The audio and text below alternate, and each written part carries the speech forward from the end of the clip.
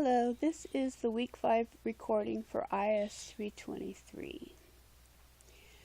The discussion this week is of course due on Wednesday. You need to respond to the two elements. We're talking about forms, and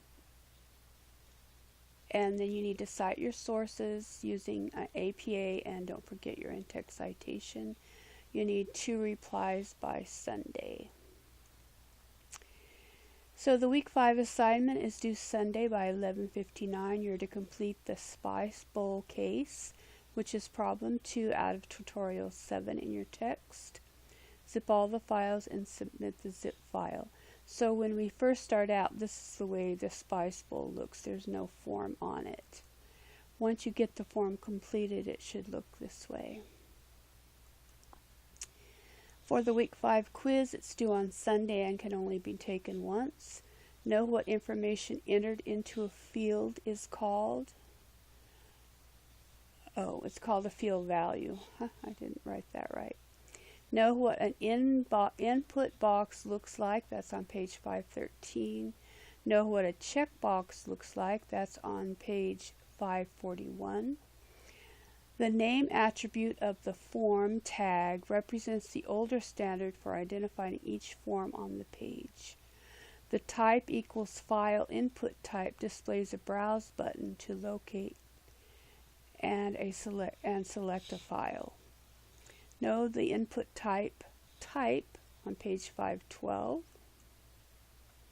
What happens when a radio button is in a group? That's on page 537. In the general syntax for select and option tags, each option tag represents an individual item in the selection list. What key do you press for non-contiguous selections? That's page 534. What is the default value of the wrap attribute? Page 542. To create an action for a command button, you have to write a script or program that runs automatically when the button is clicked. Know the concise description of a character pattern. That's page 562. Use the select tag to specify a list. It is best to use a legend to label each group. Among the attributes included with the form tag are attributes that include information on how to process the form. What are field sets? That's page 508.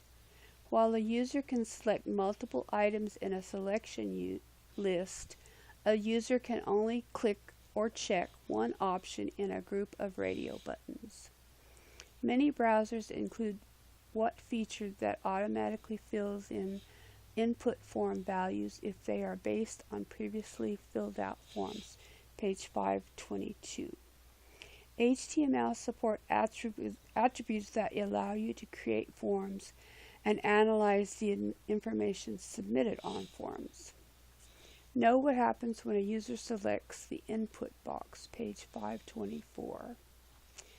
That's all I have for this week. If you have any questions, please let me know.